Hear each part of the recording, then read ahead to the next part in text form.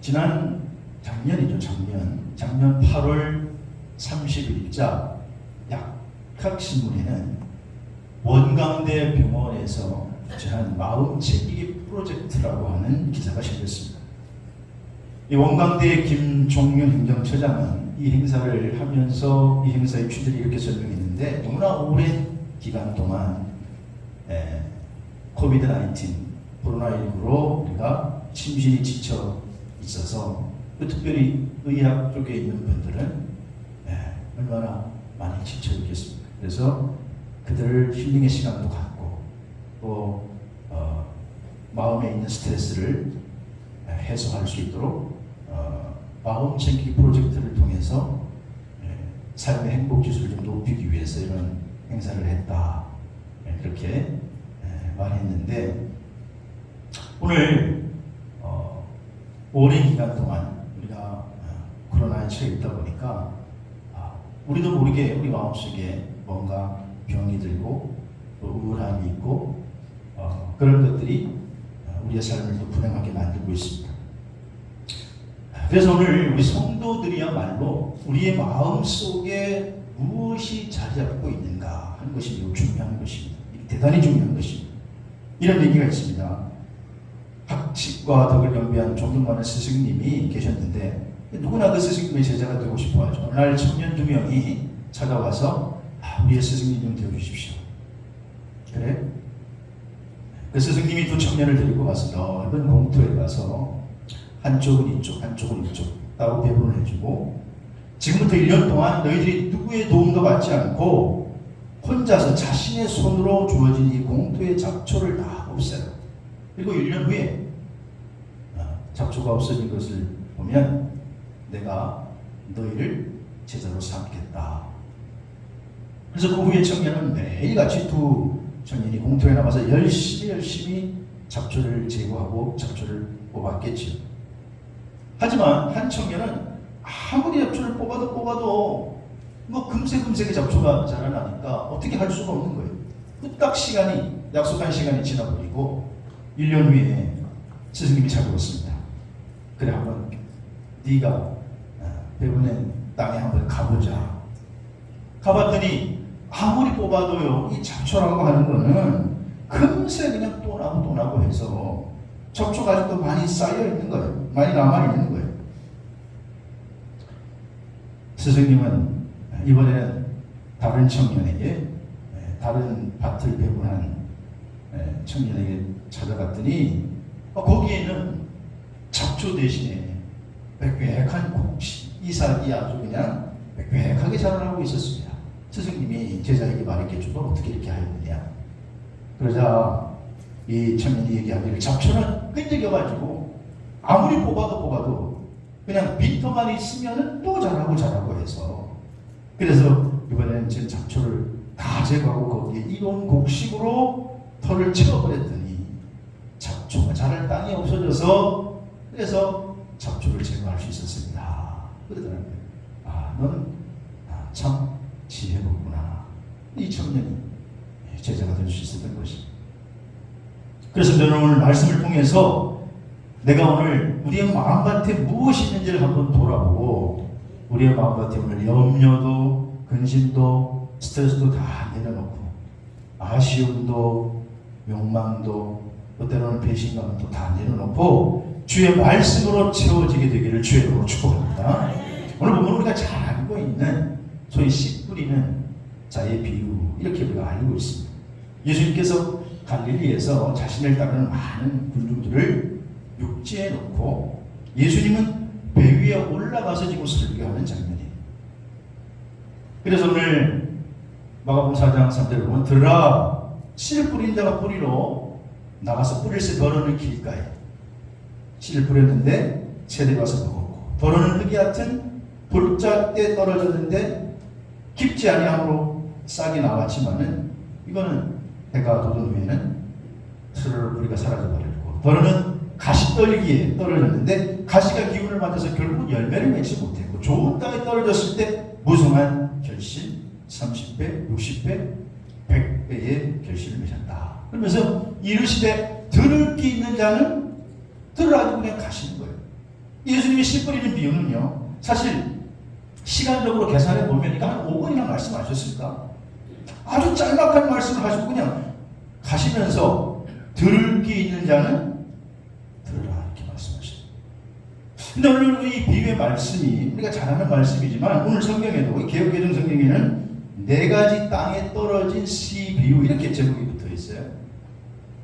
그런데 사실은요, 이 제목만 봐서는 우리가 해석상에 좀 오해를 불러일으킬 수가 있어요. 무슨 말인가 하면 오늘 본문의 비유의 강조점은 떨어진 씨에 있는 게 아닙니다. 지금 이 씨는 하나님의 나라의 말씀, 하나님의 말씀을 상징하는 것이 씨이고, 또 말씀을 듣는 자의 마음을 밭으로 강조하고 있는 것이죠. 따라서 오늘 이 비유는 씨 비유, 내 땅에 떨어진 씨 비유라기보다는 씨가 떨어진 곳이라고 해야 오히려 타당합니다. 씨가 어디에 떨어졌느냐라고 하는 것입니다.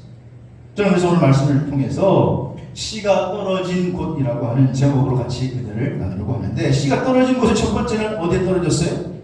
길가에 떨어졌다. 오늘 사전에 보니까 뿌릴새 더러는 길가에 떨어지며 새들이 와서 먹어버렸다는 거예요. 여러분, 길가라고 하는 이 말에 해당되는 원어는 어떻게 번역하느냐에 따라서 조금 의미가 달라질 수가 있는데, 오늘 개역개정 성경이나 세번역 성경에서는 길가라고 번역했습니다만은 우리 캐톨릭과 같이 다 쓰고 있는 공동 번역에는 길바닥으로 번역하고 있습니다. 길바닥. 또 오늘 마가복음과 똑같은 말씀을 다루고 있는 누가복음 8장 5절에 보면 씨를 뿌리는 자가 씨를 뿌리러 나가서 뿌릴새, 더러는 길가에 떨어짐에, 여기까지 길가라고 그랬죠. 길가에 떨어짐에 그 다음에 어떻게 해요? 밟히며 공중의 새들이 먹어버려요. 밟힌다라고 하는 표현이 나오는 걸로 봐서는 길 위가 아니라, 아니 길가가 아니라 정확한 표현은 길 위에 떨어진 것으로 봐야 이게 자연스러울 것입니다. 당시 예수님 당시의 팔레스타인 농부들은요, 그 농사를 지을 때 씨 뿌리는 방식이 우리나라랑 좀 다릅니다. 그러니까 그들은 먼저 씨를 뿌려요. 씨를 뿌리고 나서 그 다음에 쟁기로 땅을 갈아엎어. 그렇게 씨앗을 심는 방법을 선택했어요. 우리는 어떻습니까? 먼저 갈아엎고 씨를 뿌리지만 팔레스타인 농부들은 씨를 뿌리고 쟁기로 땅을 갈아엎었습니다. 그러니까 씨를 막 이렇게 뿌릴 때, 그 뿌릴 때 때로는 그것이 길가에 혹은 길바닥에 떨어지는 것은 매우 자연스러운 일이었습니다.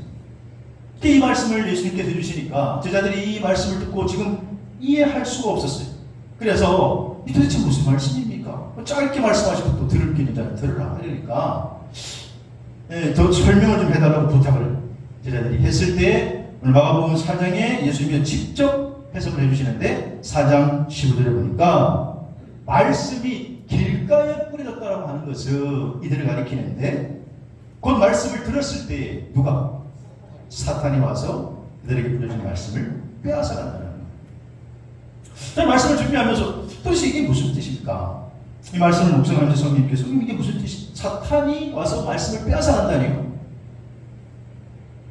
그러면서 성령님께 기도했을 때에 제 마음속에 버튼 드는 한 감동이 있었는데, 그런 생각이었습니다. 아, 하나님 말씀을 들을 때에 우리가 하나님 말씀을 지금 듣고 있는데 이때 다른 생각이 갑자기 헛뜩 날 때가 있다는 거예요. 다른 생각을 사탄이 싹 집어넣을 때가 있다는 거예요. 예를 들면 말씀을 듣다가 갑자기 오늘 빨리 오느라고 급하게 오느라고 집에 가스불 켜놓고 온것 같은데, 분명히 안 잠근 것 같은데 왜 이런?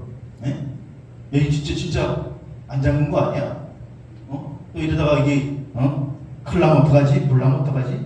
껐나 안 껐나? 이런 생각으로 사탄이 우리의 마음을 자꾸 길가밭으로 만들어 놓는다는 거예요. 그러니까 말씀을 떨어지는 즉시 새가 물어가는 것처럼 오늘 마음밭에 떨어지는 즉시 우리의 마음속에서 말씀의 씨앗을 빼앗아간다는 거예요.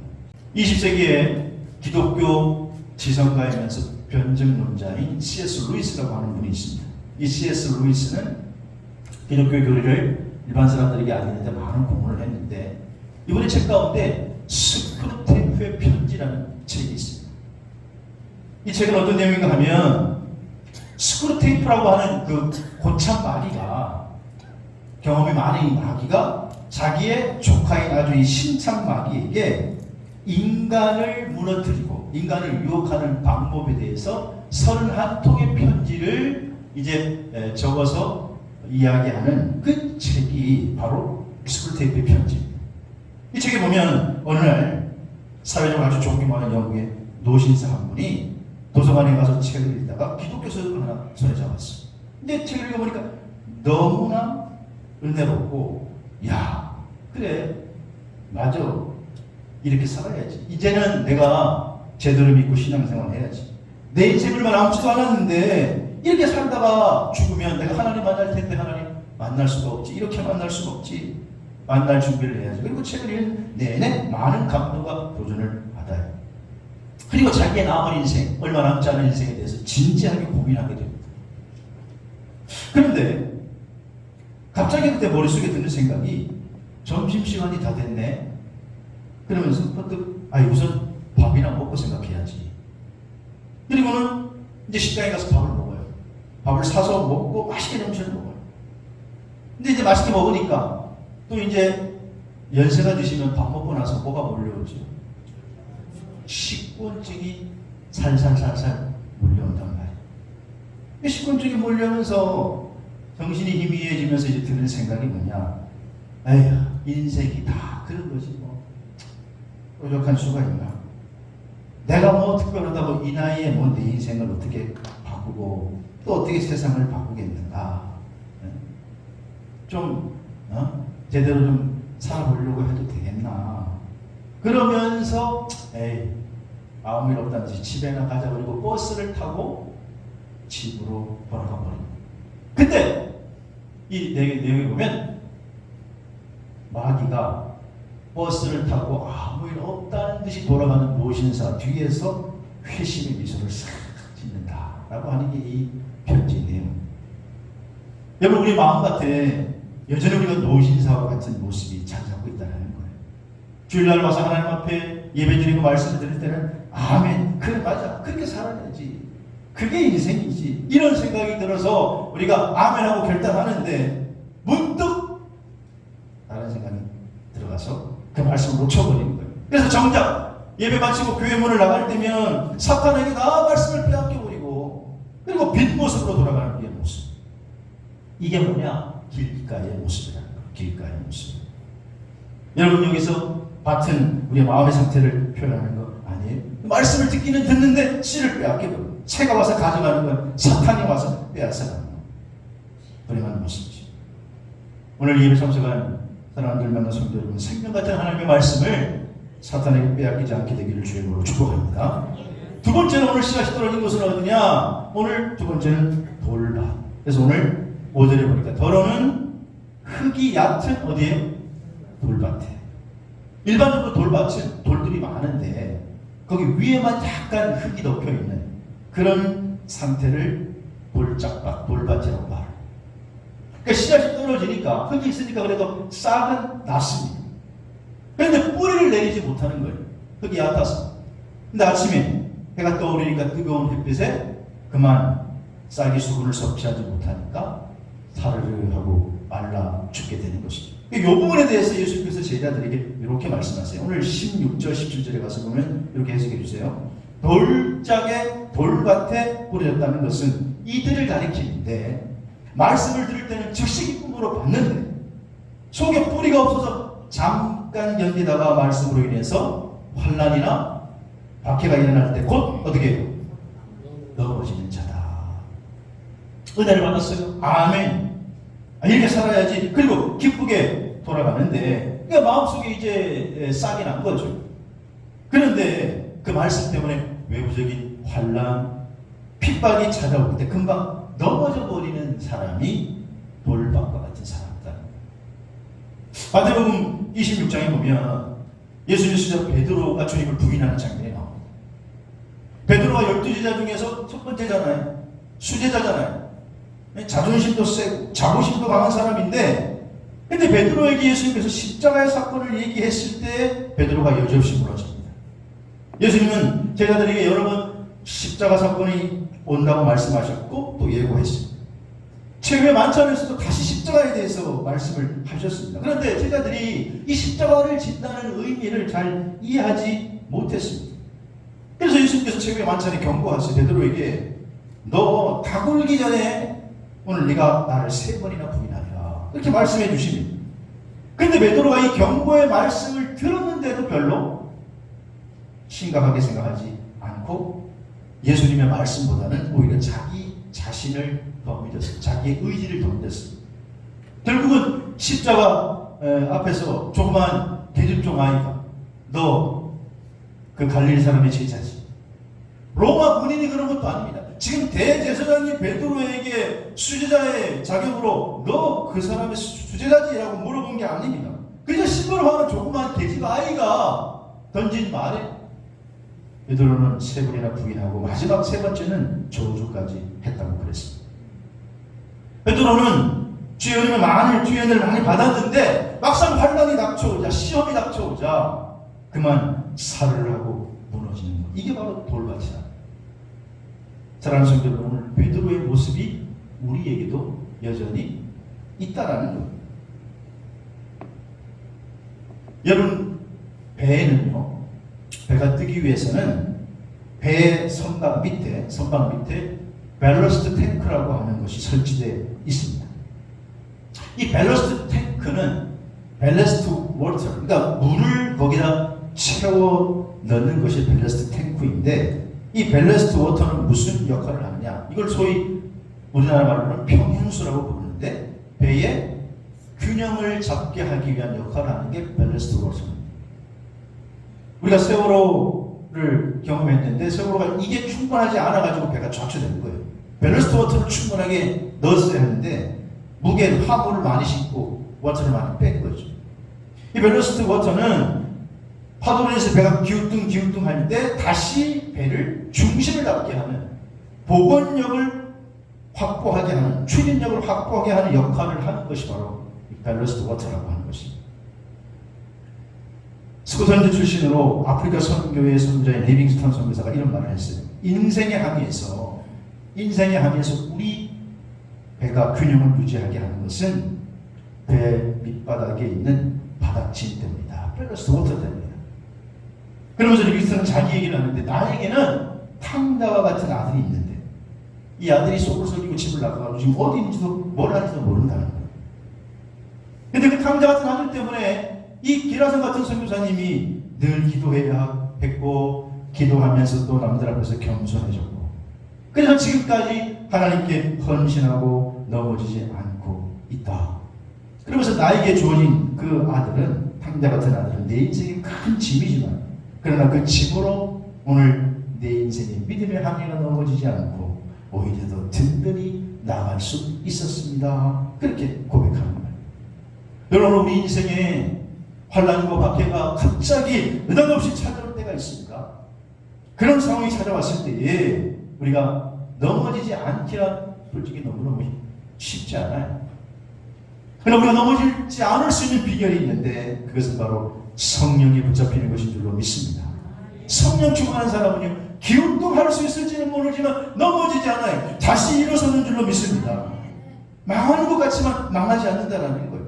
그래서 시편 37편 24절에 보니까 그는 넘어지나 아주 엎드러지지 아니함은 여호와께서 그의 손으로 붙드시미로다.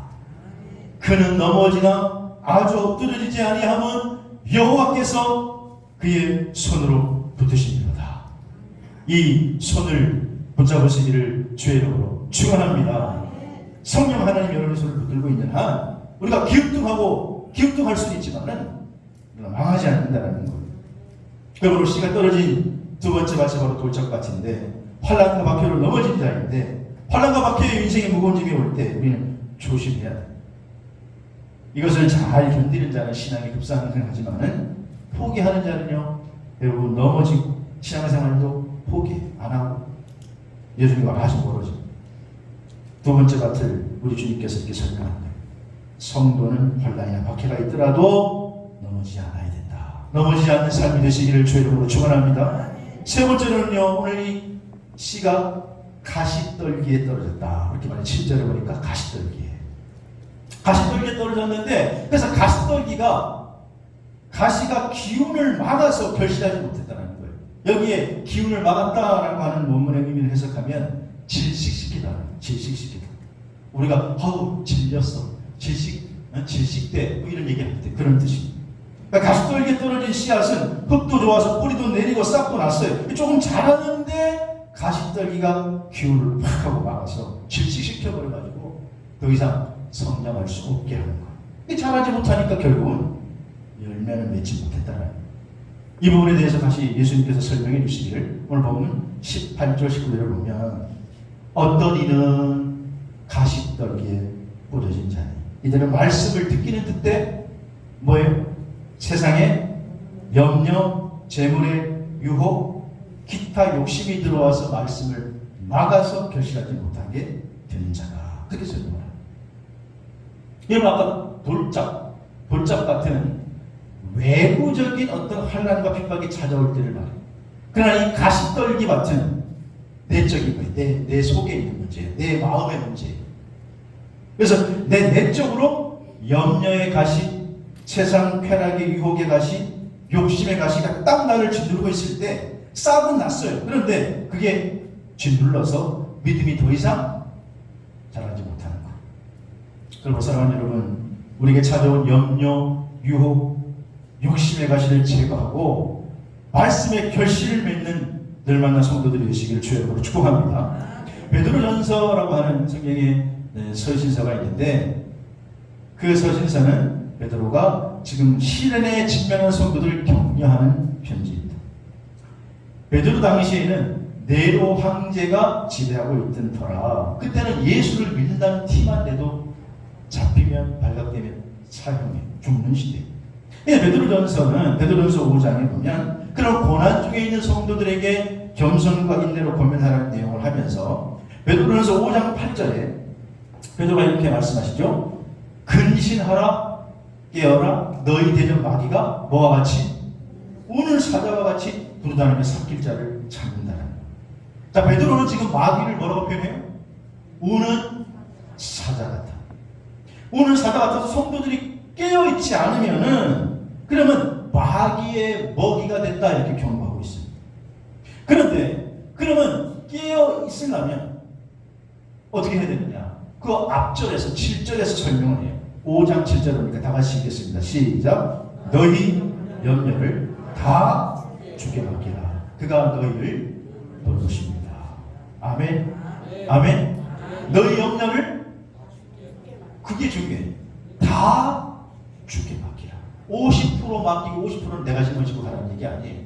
다 주께 맡기라는 얘기는 100% 다 맡기라는 뜻인 줄로 믿습니다. 왜냐? 그가, 주님이 너희를 돌보시고 있기 때문이라는 거예요. 오늘 주님께서 우리를 돌보시는 줄로 믿습니다. 여기 염려라고 하는 것은요, 원문은 여러 조각으로 나뉘어진 상태를 가리켜요. 염려라고 하는 것은 한 가지에 집중하지 못하고 우리 생각이 막 여러 가지로 나눠져 있는 게, 그게 염려라는 거예요. 그러니까 여러 마음으로 나눠져 있으면 사탄의 먹잇감이 된다는 거예요. 그래서 우리가 오로지 주님을 의지하고 나가야 되는데, 내가 일단 나가면 어떡하지? 일단에 병들어 죽게 됐는데, 그래서 자꾸 여러 마음이 들어올 때 사탄이 그 속에 침투하게 된다는 거예요. 염려는 여러분, 우리의 신앙을 잘하게는 해도 열매 맺기는 못한다는 거예요. 그래서 너희 염려를 어떻게 해라? 다 주께 맡기라. 다 주께 맡기라. 염려가 찾아올 때 다 주께 맡기라는 거예요. 다 주께 맡기는 방법은 기도로 묶는 것인 줄로 믿으시기 바랍니다. 자꾸 기도로 묶는 거예요. 자꾸 기도로. 왜 기도해야 되느냐? 염려가 내 마음을 지배하게 되니까 기도로 묶고 하면서 주님 앞에 염려를 드리는 거예요. 가시떨기는 염려, 유혹, 욕심에 잡혀서 우리 신앙생활이 성장하지 못하는 자, 그런 사람 가시떨기다. 그렇게 오늘 말씀하고 있는 거예요. 여러분, 의자 중에 흔들의자 아시죠? 흔들의자.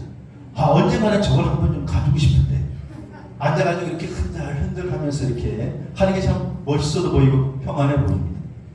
너무나 쉬기 편한 의자가 흔들의자예요.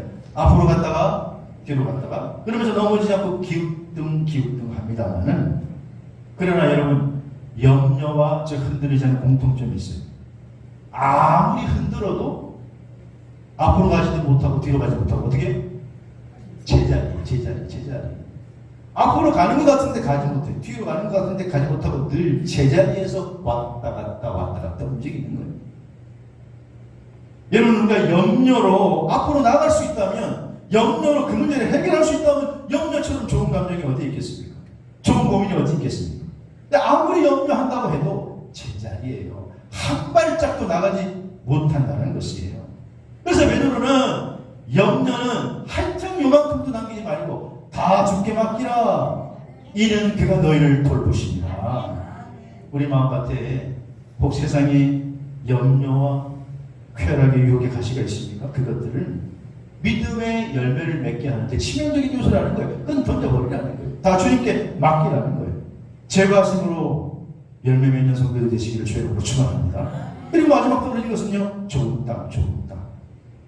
세 가지 밭, 길가 돌짝 가시적인 열매를 못 맺어요. 그러나 좋은 땅에 떨어지니까 열매를 맺는데, 여기에서 예수님이 이 말씀을 재해석해 주세요. 오늘 4장 20절에 좋은 땅에 벌어졌다는 것은 말씀을 듣고 받아서 30배, 60배, 100배로 결실하는 자다. 이 똑같은 말씀이요. 누가복음 8장 15절에 있으니까 한번 찾아봐요. 8장 15절. 성경신 8장 15절 찾아보면 8장 15절 같이 읽겠습니다. 네, 시간이 없어. 시작. 좋은 땅에 있다는 것은 착하고 좋은 마음으로 말씀을 듣고, 요거는 똑같아. 앞에 마가복음 마태복음 똑같은 표현. 근데 그 다음에 누가는 요거를 더 구체적으로 말하는데, 그 다음 뭐예요? 지키어 인내로 결실한 자니라. 앞에는 똑같아. 좋은 땅에 있다는 건 착한 마음으로, 좋은 마음으로 말씀을 듣는 건 똑같아. 그런데 그 다음에 누가는 중요한 것을 넣었는데, 지키어 인내로 결실하는 자니라. 누가 좋은 땅이냐? 하나님 말씀을 들을 때 아멘 하고 반응해. 싹이 난 겁니다. 뿌리가 내린 겁니다. 그런데 그게 계속 자라기 위해서는 뭐가 필요하다? 인내가 필요하다. 인내가. 그래서 그 말씀을 우리가 붙들고 내 마음속에 계속 자라고, 그 마음이 하나님 말씀이 내 마음을 지배하게 될 때, 하나님 말씀이 내 생각을 지배하게 될 때, 내 삶을 지배하게 될 때, 그럴 때 열매를 맺게 되는데 인내가 필요해요. 그리고 문제는 지키는 수고도 필요한 줄로 믿습니다. 좋은 땅이라고 하는 거 뭐냐? 하나님 말씀 아멘을 받고 그냥 끝나는 게 아니라 지키는 거예요. 인내하며 지킬 때 그게 점점 자라나 30배, 60배, 100배 결실을 맺게 되는 줄로 믿습니다. 에레미야 35장에 보면 여호와김 왕 때 하나님께서 에레미야에게 말하세요. 에레미야야, 레갑 자손이라는 자손이 있는데 한번 불러모아라. 그리고 그 사람들을 불러모은 다음에 포도주를 마시게 해라. 그렇게 명령해요. 에레미야 선지자가 영문도 모르고 하나님 명령에 따라서 레갑 자손들을 불러 모으죠. 하나님의 성전에 불러 모으고 한 방에 모아서 포도주를 먹으라 명령을 내려요. 그러니까 레갑 자손들이 기겁을 하면서 아닙니다. 우리는 못 먹는다는 게 절대로 못 먹는다. 왜냐하면 우리의 선조 요나답이라는 사람이 있는데 하나님 명령을 받아가지고 너희 후손들은 앞으로 포도주를 먹지 말라. 그렇게 명령했기 때문에 먹을 수 없다. 에레미야 35장 6절에 그래서 레갑의 아들 우리 선조 요나답이 우리에게 명령하여 이르기를 너희와 너희 자손은 영원히 포도주를 마시지 말며 그랬기 때문에 먹을 수 없다는 거예요. 하나님 말씀을 한번 들었으면 지켜야 되기 때문에 인내하며 지켜야 되기 때문에 그렇게 할 수 없다. 그러자 하나님이 그 시험한 레갑 자손들의 모습을 보고 시험을 통과한 레갑 자손들을 축복하시는데 에레미야 35장 19절에 보면 내 앞에서 영원히 끊어지지 아니하리라. 앞으로 내 앞에 설 사람이, 그러니까 너희 자손이 앞으로 이 인재들이 축복의 주인공들이 영원히 끊어지지 아니하리라. 이렇게 축복을 해주세요. 그럼 누가 믿음 있는 사람이냐? 예배 잘 드리는 사람이 믿음 있는 사람이죠. 그러나 거기에서 그치면 안 됩니다. 한 발자국 더 나아가야 돼. 우리가 신앙생활 오래 했다는 거 연수도 물론 중요하지 않은 게 아니라 중요해요. 그러나 거기서 한 발자국 더 나아가야 돼. 말씀을 인내함으로 지켜내는 삶을 사시기를 주의 이름으로 축원합니다. 기독교 주석가 중에 매티 헨리라고 하는 사람인데 역사적인 목사님들을 모르는 사람이 없습니다. 이 매티 헨리는요 평생 하나님 말씀을 연구하고 묵상하다가 하나님 주신 깨달음을 가지고 주석을 썼는데, 그때 그가 이제 마지막에 임종이 다가왔을 때 매티 헨리가 친구들에게 유언하기를 나는 하나님을 섬기며 말씀으로 교제했던 삶이야말로 내가 가장 행복하고 평안하고 기쁨이었네. 죽기 전에 친구들에게 기도를 해. 친구들이 다 기도를 듣고 그와 함께 축복해주면 그가 숨었거든. 하지만 그 친구 가운데 볼테르라고 하는 사람이 있었어요. 여러분, 볼테르는 18세기 프랑스 유명한 합리주의 철학자이고 사상가예요. 똑똑합니다. 네? 얼마나 똑똑한지 뭐냐. 그런데 그는 자신의 저서를 통해서 기독교는 앞으로 없어질 거다. 이런 허무맹랑한 얘기를 하는 기독교는 앞으로 100년 내에 사라질 거고 성경 100년 내에 사람들이 동화 같은 이야기로 여길 것이기 때문에 읽혀지지 않을 것이다. 그렇게 예언을 해요. 그런데 지금 어떻습니까? 볼테르에게도 임종이 다가왔어. 그랬을 때 그는 절망하며 벽을 향해 말하기를 난 하나님 말씀을 무시하고 하나님과 사람에게 버림받은 채 죽어 지옥에 가는 것이 틀림이었다. 그러면서 울부짖으며 죽어갔습니다. 많은 친구들도 그와 가까이 하지 않았습니다. 하나님 말씀을 무시하며 살았던 볼테르의 마지막은 절망했습니다. 여러분, 두 친구였는데 볼테르와 메투엔이 극과 극이에요. 메투엔은 기쁨과 만족으로 삶을 정리했는데 볼테르는 괴로움과 절망이 가득 찬 채 공포로 죽음을 맞이할 수밖에 없었다는 것이. 사랑하는 성도 여러분, 예수님께서는요 오늘 아주 짤막한 설교에 5분도 안 된 설교에 제가 그때 되게 길게 것 같아요. 이 설교. 근데 들을 게 있는 자는 들으라. 그리고 주님께서는 가시는 거예요.